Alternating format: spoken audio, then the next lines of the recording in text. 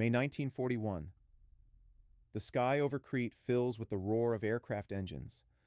Hundreds of Junkers Ju-52 transport planes emerge from the clouds, slow, vulnerable, but essential. Their copper color stands out against the clear Mediterranean sky. They carry tens of thousands of German paratroopers, the elite of the Luftwaffe, the Fallschirmjäger, literally parachute hunters. This was Operation Mercury, the first large-scale airborne operation in the history of the war, an ambitious plan that was destined to write a new chapter in military history. On May 20th, 1941, at around 8 a.m. local time, one of the most unusual and tragic operations of World War II began to unfold. Never before in military history had so many troops been airdropped in a single day. Never before had a crew relied entirely on air power to deliver combat forces deep behind enemy lines. It was a gamble, conceived by a brilliant military leader, Lieutenant General Kurt Student, and approved by Hitler himself. Had the operation gone according to plan, it would have been a testament to the invincibility of the Third Reich. But plans, as we know, often clash with reality. The operation ends in victory. Crete falls. The Germans take control of the island. It was, literally, a triumph of German weapons and tactics. But the price of this victory was horrific.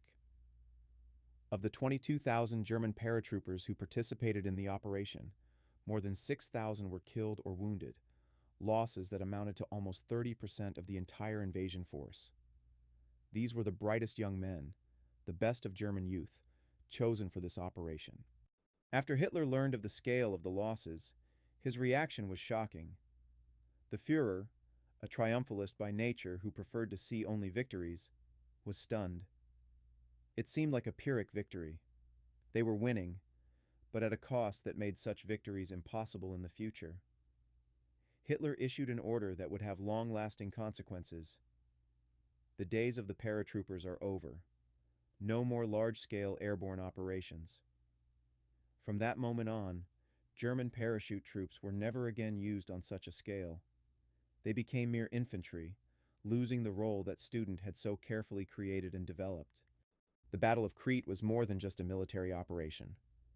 It was a classic story of how power and ambition can collide with reality, and how victory can be more devastating than defeat. It was a story of fighting spirit and sacrifice, of miscalculations and unexpected resistance. It was a story of how thousands of young men, raised to believe in their own exceptionalism, faced an enemy willing to die for their land. After the war, when historians began to analyze the operation, they concluded that Crete was a turning point in the German use of airborne forces. It wasn't a defeat in a strategic sense. The Germans won the island. But it was a defeat in a tactical and operational sense. The price paid was unacceptably high. And this defeat had more far-reaching consequences than any other German defeat of the war. Because this defeat not only killed 6,000 soldiers, but also killed the concept of mass airborne operations in the German army. Now, 80 years later, the irony is clear. An operation intended as a demonstration of German superiority became a demonstration of its fragility. The victory that Hitler saw as a triumph, he soon came to see as a disaster. And the operation that was supposed to write a new chapter in military history became instead a chapter about how heroism, no matter how magnificent, cannot justify senseless losses. To understand why Hitler ordered the capture of Crete, we must consider the strategic situation in the spring of 1941. After the fall of Greece in April 1941, Crete remained the last British stronghold in the eastern Mediterranean. It wasn't just an island, it was a strategic key. Control of Crete meant control of the sea corridors between Europe and North Africa, where German Field Marshal Erwin Rommel was waging a campaign against British forces. It meant the ability to threaten British positions in the Suez Canal and Palestine. It meant control of a vital link in German strategy in the Mediterranean. Furthermore, the island of Crete housed a British airbase, from which British bombers carried out raids on German positions in Greece, the Bulgarian coast, and even Romania. The Royal Air Force used Crete to attack German troops and German convoys heading to North Africa. The capture of this air base meant the end of these raids and the establishment of German air control in the eastern Mediterranean. Hitler ordered the capture of Crete, but he insisted on a deadline. The island had to be captured quickly, in 3 days at most. This was typical of Hitler's style of warfare, blitzkrieg, a lightning war that relied on speed and surprise. Hitler had no desire for long campaigns or drawn-out battles. He believed that with sufficient force and sufficient determination, any objective could be captured quickly. Crete was the third such objective, after France and Greece, and it seemed that no one could resist German weapons. General Kurt Student was appointed commander of the operation.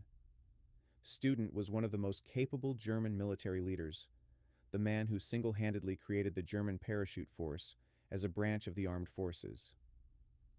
Beginning in the late 1920s, Student envisioned the future of warfare in using parachute forces to quickly seize strategic positions. He developed doctrine, trained troops, and developed tactics.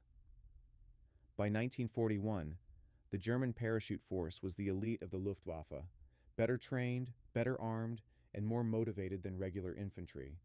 Operation Mercur, was intended to be a demonstration of the effectiveness of airborne forces. At stake was not only capturing the island, but also proving that mass airborne assaults were the future of warfare. If the operation succeeded with minimal losses, it would revolutionize military tactics. Other armies around the world would begin to copy the German method. The German army would acquire weapons that would be irresistible. But if the operation failed, it would be the worst possible proof that airborne assaults were a dangerous and unjustifiable method of warfare. On paper, the plan seemed logical.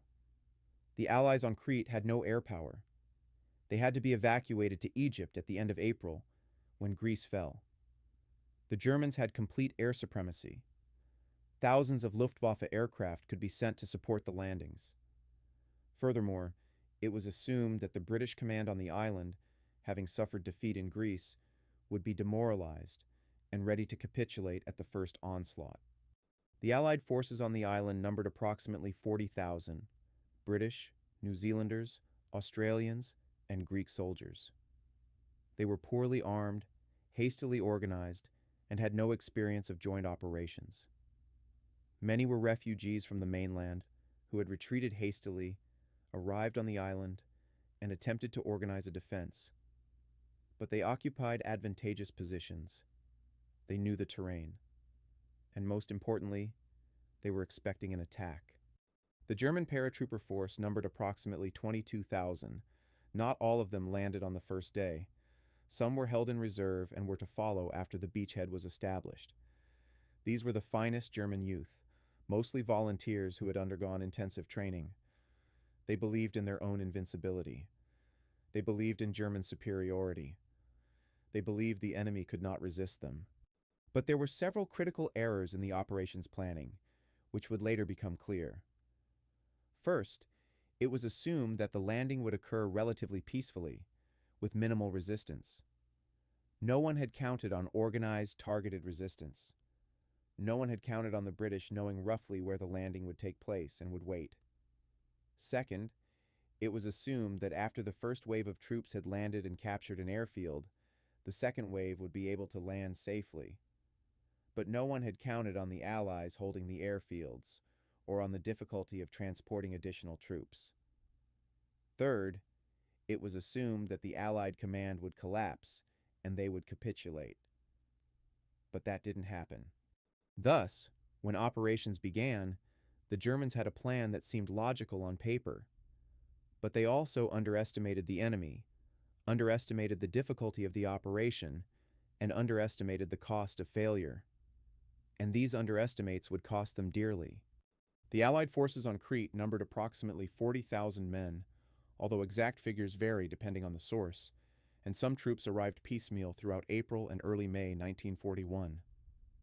The bulk of the force was British, approximately 10,000 men, mostly from various rear and support units evacuated from the mainland during the Greek campaign. Next came Australian troops, approximately 6,500 men, primarily from the 6th and 7th Australian Divisions. New Zealanders numbered approximately 7,500 men, recruits from the 2nd New Zealand Division, which had been sent to Greece and forced to retreat to Crete. In addition, there were approximately 10,000 Greek soldiers who continued to try to defend their homeland. There were also a handful of other nationalities: Czechs, Poles, French, people from other occupied countries who were arrested or ended up in Greece and were joined by the Allied forces. In terms of weapons and combat capabilities, the Allies were in a precarious position. These troops had been evacuated from Greece in a hurry, leaving most of their heavy weapons behind. They had rifles, a few anti-tank guns, and some light machine guns, but overall their firepower was limited. They had no air force. All British aircraft had been evacuated to Egypt because Crete lacked sufficient fortifications and fuel reserves to support combat squadrons. This meant they would face German aircraft without any air protection. The Allied commander was Major General Bernard Freyberg, a New Zealander who was a veteran of World War I and experienced in combat operations. Freyberg was an energetic and decisive commander, but he faced a virtually impossible situation: outdated troops, poorly armed, and without air power, against well-armed, disciplined, and air-mobile German forces. However, the Allies had several advantages. First, they knew the Germans were planning an airborne assault. British intelligence, thanks to the decryption of German codes, the Ultra system, had information about the approaching operation. Freyberg knew approximately when the landing would take place, how many aircraft it would consist of, and approximately where the Germans would land. This gave the Allies a critical advantage. They could prepare, deploy troops in the right places, and fortify their positions. Secondly, the Allies occupied advantageous positions. Crete wasn't an open field. It was an island with mountainous terrain, numerous valleys and gorges that could be defended. The Allies, although poorly armed, had the advantage of terrain. They could take up positions on high ground and mow down descending paratroopers with machine gun fire. Thirdly, and crucially, the Allies knew their rear was protected by sea. The British Navy controlled the waters around Crete. This meant the Germans couldn't send an amphibious assault. All troops had to arrive by air. This limited the scale and pace of the operation. The German parachute forces, on the other hand, were in a completely different situation. Approximately 22,000 men were divided into two main groups. The first group, approximately 7,000 men, was tasked with capturing the western part of the island, particularly the airfield at Malem. The second group, approximately 4,000 men, was tasked with capturing the central part of the island, specifically the Rethymno Valley and the airfield located there. The third group, approximately 2,000 men, some sources say less, was tasked with capturing the airfield at Heraklion on the eastern side of the island. The remaining troops served as reserves or support units. The Germans were better armed than the Allies. Each paratrooper carried an MP-40 submachine gun, grenades, and had access to heavier weapons, which were delivered separately. Furthermore, the Germans had complete air superiority. The Luftwaffe allocated approximately 800 combat aircraft, bombers, fighters, and ground attack aircraft to support the operation. This was a formidable air force, designed to suppress Allied resistance. However, the Germans also had serious limitations. Parachute troops, by their very nature, could not carry much heavy weaponry. They had no tanks, no powerful artillery, no engineering equipment. They relied on speed, discipline, and the firepower of small arms. If the first wave of paratroopers had failed to quickly capture the airfields, the second wave would have been unable to land, and the operation would have been thwarted. Furthermore, the Germans relied on air power for delivery. All 22,000 troops had to be delivered by Ju-52 aircraft. These were slow, vulnerable aircraft that lacked significant armament and were unable to defend themselves against fighter attacks. Had the Allies possessed combat aircraft, they could have wreaked havoc on the transport aircraft. So the situation was this. The Allies were poorly armed, lacking air power, but well aware of the approaching attack, occupying advantageous positions and supported by their navy. The Germans were well armed, with complete air superiority, but relying on speed, initial success, and rapid consolidation of their positions. It was a classic case of the Germans seemingly destined to win, while the Allies seemed doomed.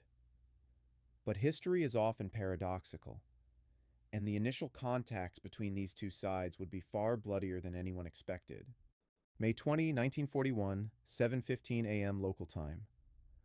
The skies over Crete are blackened by aircraft. The first wave of more than 500 Ju-52 transport aircraft appears over the western part of the island. Each aircraft carries 13 to 15 paratroopers. These aircraft fly in strict formations, relatively slowly, at an altitude of approximately 500-600 meters, allowing the paratroopers to jump and land safely. But safely is a relative term. Below, on the ground, the Allies are already waiting. General Freyberg and his staff knew exactly where the aircraft would appear. Thanks to ultra intercepts of German radio communications, they knew the routes, the approximate time, and where the main landing force would be concentrated. Freyberg positioned his forces in advance. New Zealand troops under Major General Bernard Freyberg were positioned around Malem airfield, where, according to intelligence, the main German force would land. British and Greek troops were deployed elsewhere. As the first paratroopers begin to jump from their planes, the Allied fire becomes terrifying. Machine guns, rifles, anti-tank guns, everyone opens fire on the descending men. The paratroopers, while descending, are completely vulnerable. They can't return fire, can't defend themselves, can't maneuver. They simply fall from the sky, mowed down by machine gun fire. Many die before their parachutes open. Many die during the landing, when they land in open areas with no cover. One participant describes the scene.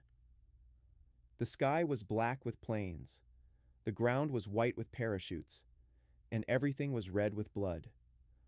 Our artillery opened fire, and people fell like leaves from a tree in the wind. They fell, and it seemed like it would never end.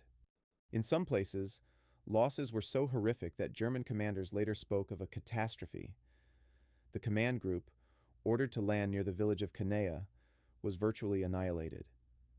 The paratroopers landed directly on Allied positions and were bayoneted or shot right there. If the rest of the Germans had known what was happening there, they likely would have turned back. By the end of the first wave, around 9 a.m., 3 separate landing operations had been carried out. Thousands of German paratroopers landed at various locations across the island. In some places, they encountered organized, well-prepared resistance. In others, resistance was weaker, and they were able to gain a foothold. But everywhere, losses were significant. Chaos ensued after landing. Paratroopers, landing in different locations, had no contact with each other. Radios were either lost upon landing or malfunctioned. Many groups were cut off from their command and surrounded. Some defending groups, supposed to be working together, found themselves separated by Allied positions. The fighting was particularly fierce around Malem airfield, where the main German force of approximately 3,000–4,000 paratroopers was concentrated. The Germans attempted to seize the airfield by storm, but the New Zealanders held their ground with determination. However, by midday, the Germans began to consolidate their positions on the outskirts of the airfield. While not yet in full control, they began preparing it for the landing of transport aircraft carrying the second wave. By the end of the first day, when the last aircraft of the first wave had flown back to the mainland, the situation was as follows. The Germans had beachheads on the island, but they were isolated from each other. The group in Malem had the advantage and was strengthening. The group in Rethymno had been almost completely destroyed or isolated. The group in Heraklion held out, but was in dire straits. Paratrooper losses on the first day were enormous, approximately 1,500 2,000 killed or missing. The Allied command, seeing the scale of the German losses, was optimistic. General Freiberg sent a message to London. The German landing has failed. The enemy is suffering catastrophic losses. We expect the paratroopers to be completely routed. London and Cairo were delighted by this news. It seemed that for the first time, the German blitzkrieg had been stopped. But this joy was premature. The German command, although shocked by the scale of the losses, was not inclined to abandon the operation. Student and his chief of staff decided to continue the operation.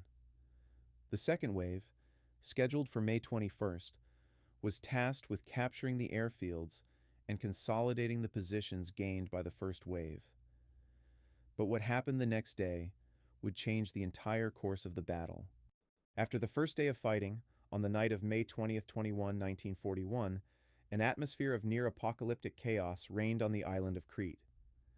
German paratroopers, having landed in various locations, attempted to organize a defense, but many were unable to contact command. Radios were down, and couriers were unable to find each other in the combat conditions and unfamiliar terrain. Small groups of paratroopers found themselves surrounded by larger Allied forces and were either killed, captured, or hastily sought to join other German groups. Near Canea, in the northwest of the island, a German group that landed near a chimney was almost completely annihilated. The paratroopers landed right among Allied positions, and a brief bloody skirmish ensued. Almost all the Germans were killed outright. By some estimates, fewer than 50 of the approximately 600 men in this group survived. The survivors formed small groups and attempted to find a way out of the encirclement. Some later managed to reach other German positions, but most were captured or killed in the following days. In Rethymno, where the second group of approximately 2,000 men landed, the situation was slightly better, but still dire. The New Zealand command in the area, led by a colonel, organized a strong defense.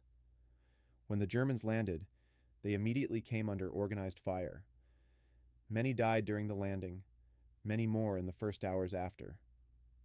The Germans managed to gain a foothold in a small area, but they could advance no further.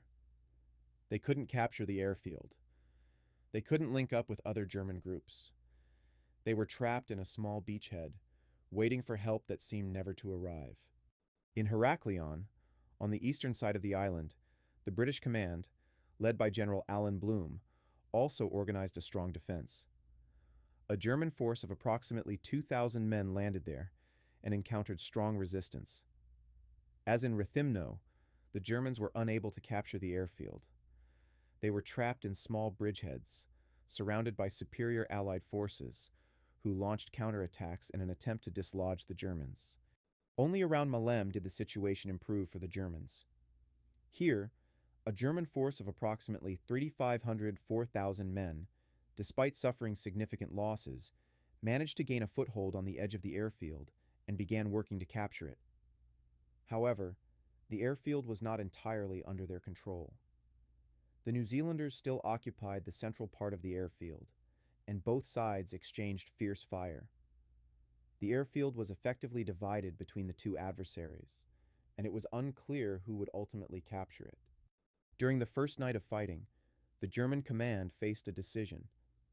Student, stationed on the Greek mainland, received reports on the situation on the island. The reports were grim. Heavy losses. Small groups surrounded by the enemy. Airfield still under Allied control. It was clear the operation had not gone according to plan. Instead of quickly capturing the island in 3 days, the Germans encountered unexpected resistance. However, Student did not order a retreat. Instead, he ordered the operation to continue. The second wave of landings was scheduled to begin the following day, May 21st. The third wave, consisting of reserve troops, was scheduled to arrive later. But the strategy had changed. Instead of landing simultaneously in all locations, the emphasis was shifted to the Malem area, where the Germans had the best chance of capturing the airfield. If Malem were captured, transport aircraft carrying reserve troops and supplies could begin landing there. This would allow the Germans to consolidate their positions and launch an offensive. The Allied command was also preparing for the next day. Freiburg, although optimistic about the failure of the German landing, understood that the struggle was far from over. He ordered his troops to be prepared for attack.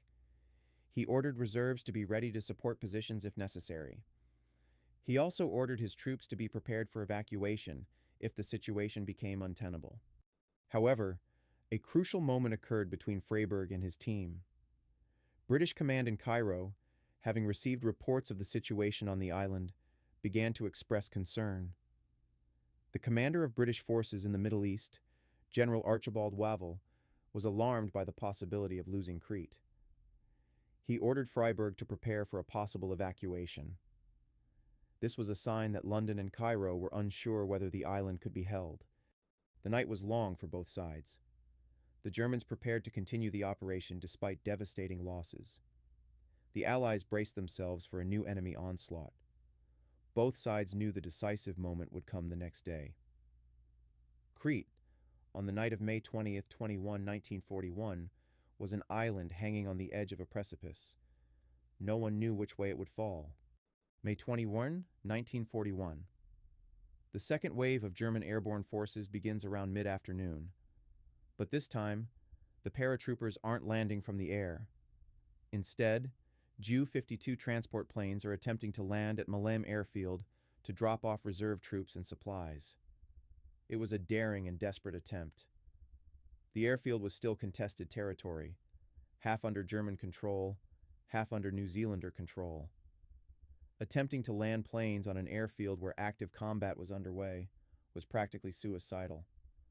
But it was the only way to strengthen the German bridgehead. The first planes begin landing on Malem at around 3 p.m. They land under fire from New Zealand artillery and machine guns. Some planes are damaged and catch fire. Some overturn. But a few manage to land close enough to German positions to disembark troops. Combat infantrymen with rifles, machine guns, ammunition, and grenades jump out of each landing plane. They immediately go into battle, supporting the German paratroopers already holding the bridgehead. This was a critical moment. If the Allies could repel the attack, destroy the aircraft, and push the Germans back from the edge of the airfield, the operation would be over. The Germans had no reserves to try again.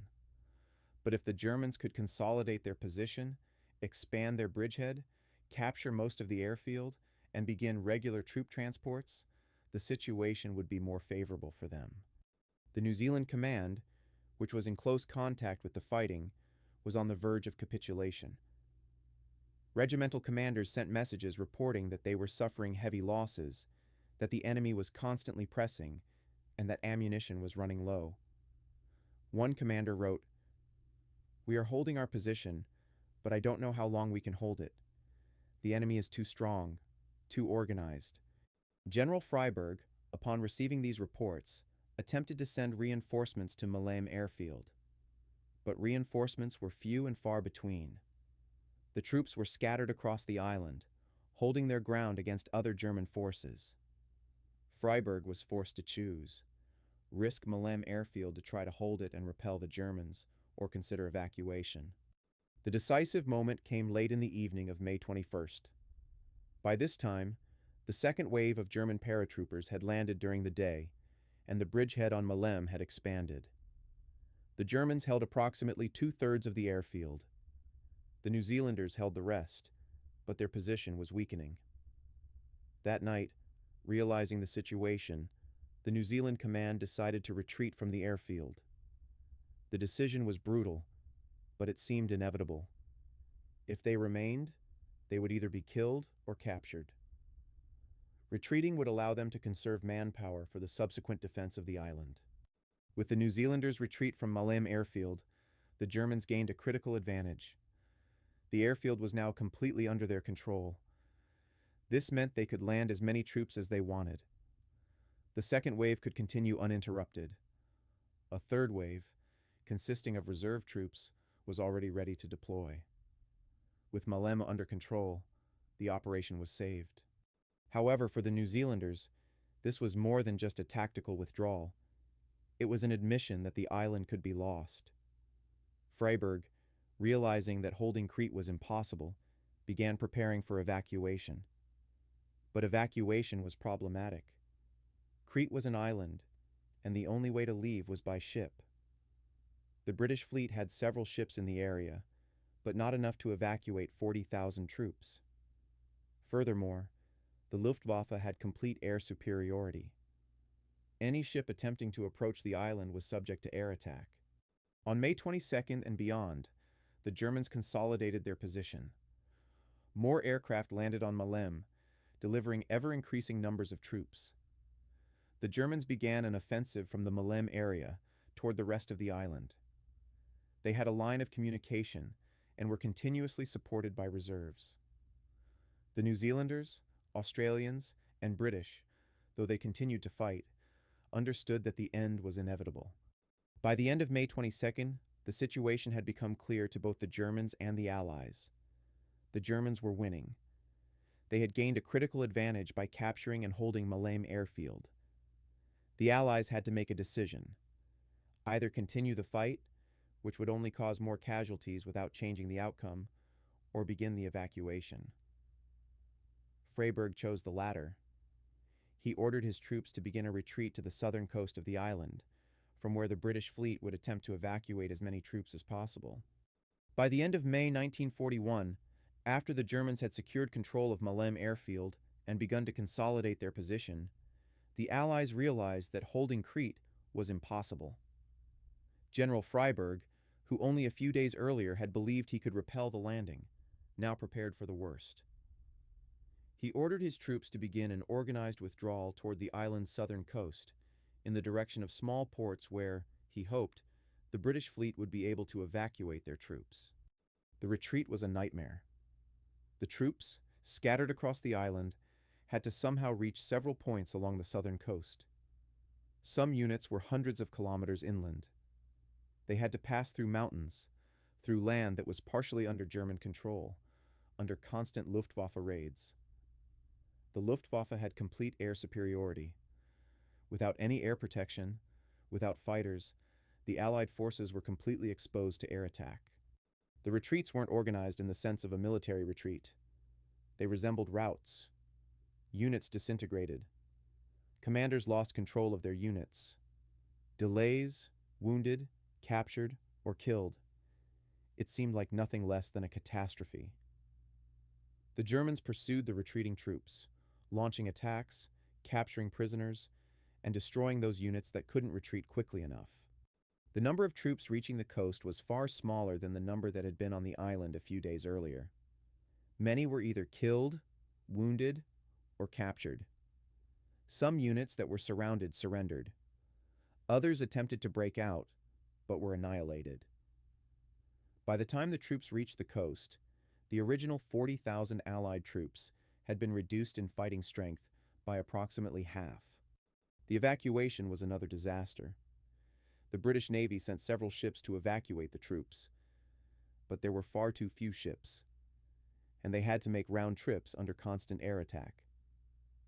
The Luftwaffe knew the British Navy was trying to evacuate the troops and deliberately attacked the warships. One after another, British ships were sunk. Cruisers, destroyers, and transport vessels all fell to bombs and torpedoes.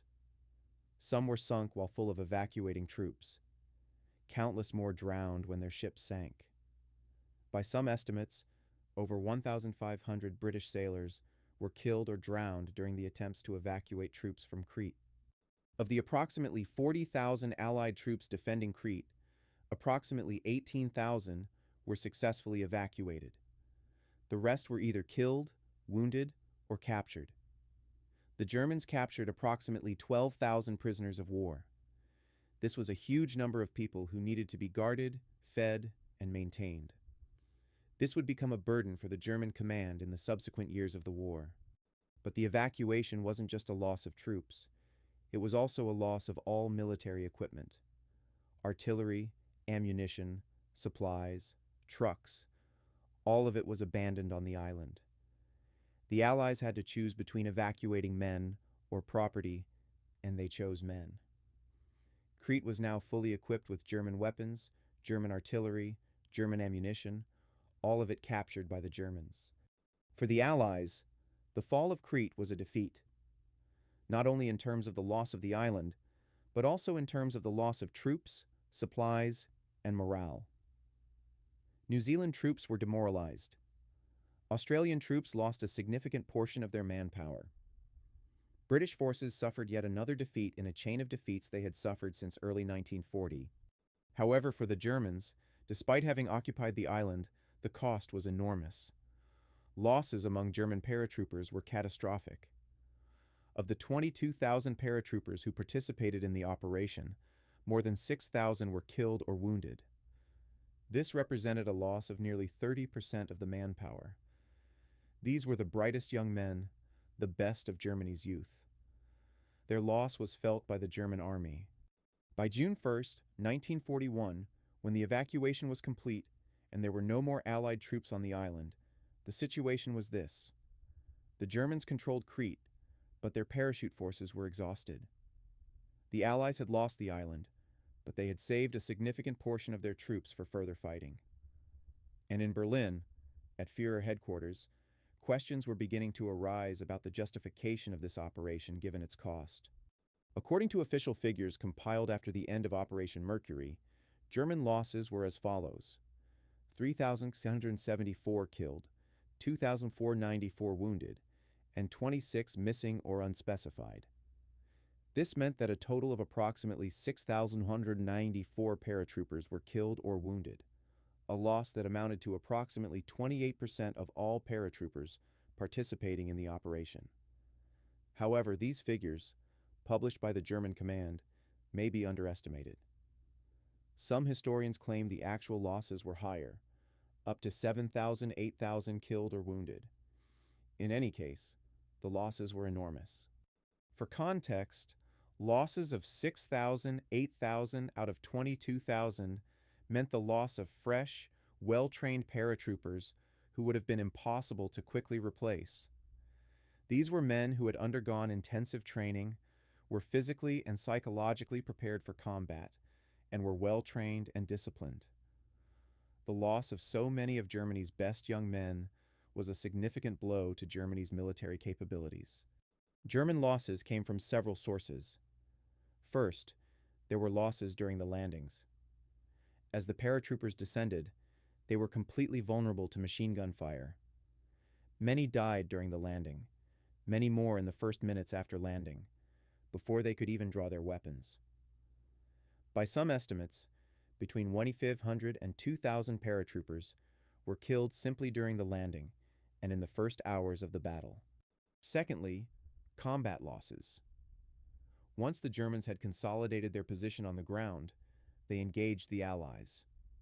The fighting was fierce and bloody. The Germans, despite their superior training and organization, suffered significant losses. By some estimates, approximately 3,000, 3,500 paratroopers were killed or wounded in the fighting, which lasted from May 20th to 31.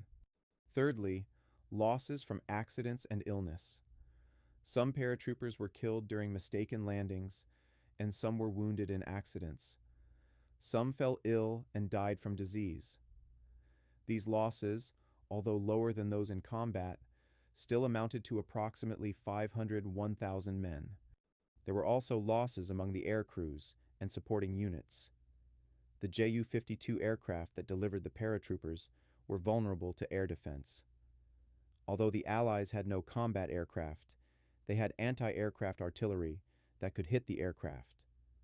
Several aircraft were shot down or damaged. By some estimates, approximately 200, 300 aircraft were damaged, and a number were completely lost. The crews of these aircraft also suffered losses. It's important to note, however, that losses weren't evenly distributed among all German units. The group landed near Canea lost nearly half its strength on the first day. The group in Rethymno suffered significant losses and was virtually bottled up for the entire operation. The group in Malem, although suffering significant losses, had a better outcome, because they were able to capture the airfield and receive reinforcements from landing aircraft. The group in Heraklion also suffered significant losses, but fared slightly better than the other groups. By comparison, Allied casualties were approximately 1,642 killed, mostly British, New Zealanders, and Australians, approximately 1,637 wounded, and approximately 1,637 missing. However, a large number of Allies were also captured, approximately 12,000. Allied casualties, killed and wounded, were roughly the same as German casualties, but the difference was that the Allies were able to evacuate the wounded, while the Germans could not. Furthermore, the Germans lost better trained and more motivated men. When General Student received the full loss report, he was shocked. As he would later write in his memoirs, "When I learned the full number of losses, I felt I needed to speak to the Führer. The operation had been successful, but the cost had been higher than I had ever expected. I feared such losses could have serious consequences for the future development of the parachute forces." Student was right in his concerns. The losses were so high that they called into question the very concept of large-scale airborne operations. Was it worth risking 22,000 young men to capture an island that was strategically unimportant? Was it worth losing 6,000, 8,000 of the best men when Germany had already entered the war with the Soviet Union and needed every fighting man? Even proponents of parachute operations began to ask themselves these questions. Crete, once captured by the Germans, proved strategically useless. The island was far from the main theaters of war, expensive to maintain, and its importance quickly diminished. After Crete, Germany's focus shifted to the Eastern Front, the war with the Soviet Union, which consumed the bulk of German resources. Crete remained under German control, but it was garrisoned by conventional infantry, not paratroopers. When the full loss reports for Operation Mercury reached Berlin and Führer headquarters, Adolf Hitler's reaction was explosive. The Führer, who preferred to hear only about victories, was shocked by the scale of the losses his best troops had suffered in Crete. As witnesses later recounted, Hitler was furious. He believed Operation Mercury was a disgrace, that the losses were unjustified, and that the price of victory was too high. Hitler ordered an investigation into the operation. He wanted to know why the losses were so high. He wanted to know who was responsible. He wanted to know whether the plan was correct or not. General Student was invited to Führer headquarters to explain the details of the operation. The meeting was tense. Hitler listened coldly, asking no questions, while Student explained the situation. After Student completed his report, Hitler pronounced his verdict. Parachute troops would no longer be used in large-scale operations. The Führer issued an order that would have long-lasting consequences. The days of airborne operations are over. Parachute troops will be used only for small-scale operations, reconnaissance, and special missions. No more operations on the scale of Crete. This order was revolutionary in its implications. The parachute troops that Student had spent years developing and training, intended to become a new way of waging war, were effectively condemned to use as regular infantry. They would no longer be used for strategic operations. They would no longer be used to seize key enemy positions. They would be used as regular infantry, with regular tactics. For Student, this was a personal disaster. The man who had created the German parachute force was now the man who would witness its decline. Parachute forces would never again be used on the scale they were originally intended for. They would rarely be used for airborne operations, and instead would serve as infantry on various fronts. Hitler's order was also a great loss for German military strategy. Parachute troops could have been a powerful tool for capturing key positions, outflanking enemy defenses, and creating chaos behind enemy lines. Using them as regular infantry was a waste of their potential. But Hitler was so shocked by the losses in Crete that he refused to hear anything more about large-scale airborne operations. In the subsequent years of the war, as the situation worsened for Germany, the parachute troops were redeployed to various fronts. They served in Russia, where they were destroyed in the cold and snow. They served on the Western Front, where they were exterminated by Allied forces. They served in Africa, where they were captured by the British. Wherever they went, they carried with them the spirit of Crete, the memory of a time when they were elite, a time when they won, but at a price that was too high. Interestingly, when historians analyzed Operation Mercury after the war, opinions were divided on whether Hitler's response was justified. Some historians argued that Hitler was right. The losses were unacceptably high, and repeating such an operation would be irresponsible. Other historians argued that Hitler was overly dramatic, that the losses, while high, were not irreparable, and that abandoning airborne operations was a strategic mistake. However, whether Hitler's reaction was justified or not, the consequences were clear. After Crete, Germany never again conducted large-scale airborne operations. The Allies, on the other hand, studied Operation Mercury and learned from it. They developed better methods for airborne operations, and they successfully carried out large-scale airborne assaults in Normandy in 1944 and elsewhere. Thus, it's paradoxical that the Germans, who were the first to conduct a large-scale airborne operation, were also the first to abandon such operations. They opened the door to a new method of warfare, but then closed it, allowing their adversaries to enter and successfully exploit what the Germans had invented. Crete was the final point of the German use of parachute forces in strategic operations, and the starting point for other armies around the world to adopt this method of warfare. June 1st, 1941. The Battle of Crete is over. The Germans control the island. The Allies have been evacuated or captured. By all appearances, it was a German victory. The swastika flag flutters over the island of Crete. German troops march through cities.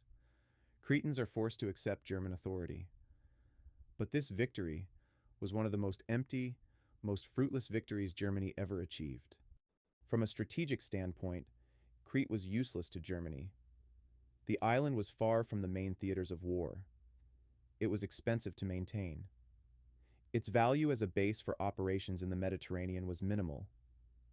After the Germans landed in North Africa, Crete lost even the minimal value it had.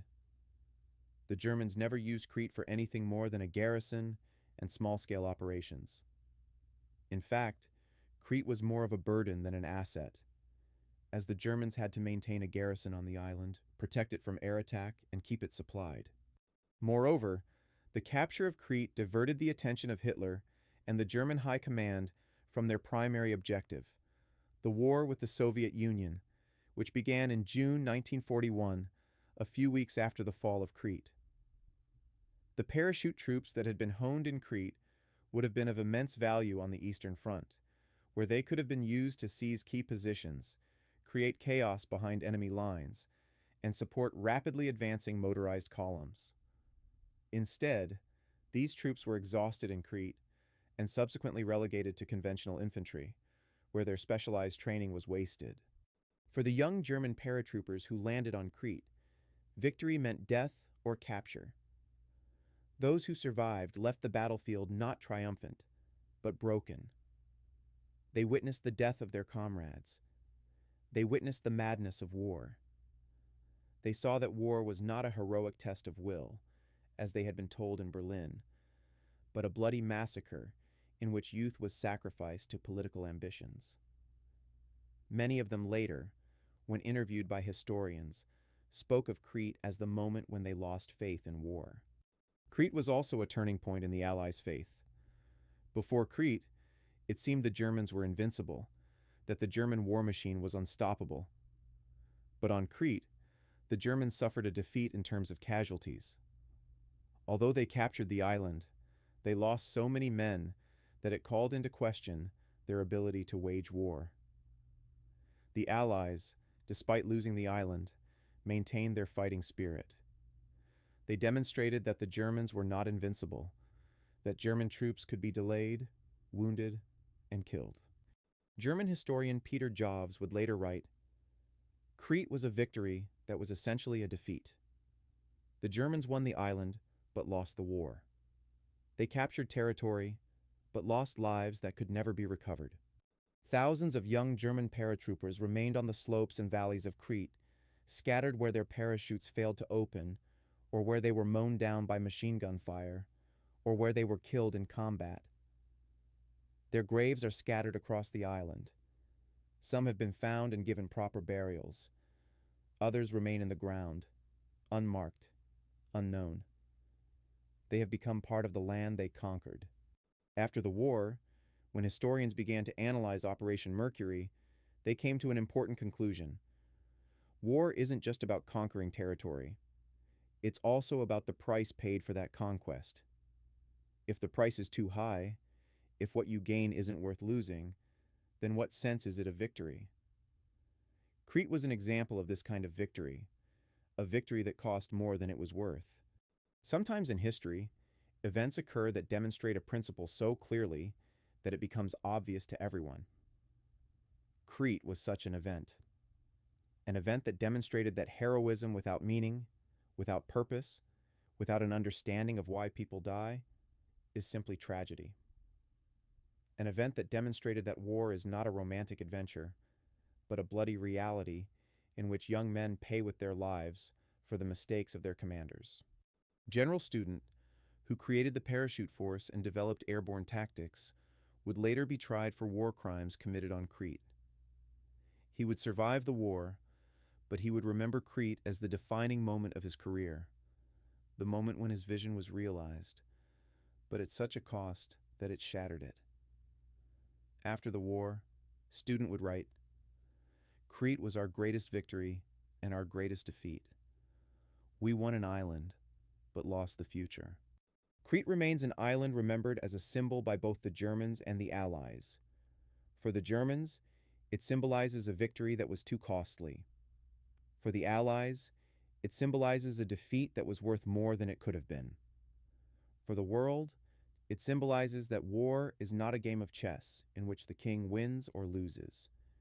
It is a struggle for life and death, in which heroism and strategy often collide, resulting in tragedy. Sometimes fortresses fall, and the invaders rejoice. But sometimes the price of this triumph is so high that it becomes mourning. And sometimes, when you look at the battlefield with thousands of young corpses strewn across the ground, you realize that victory and defeat are just words, and reality is only death and pain. Crete is an island that will never forget this lesson.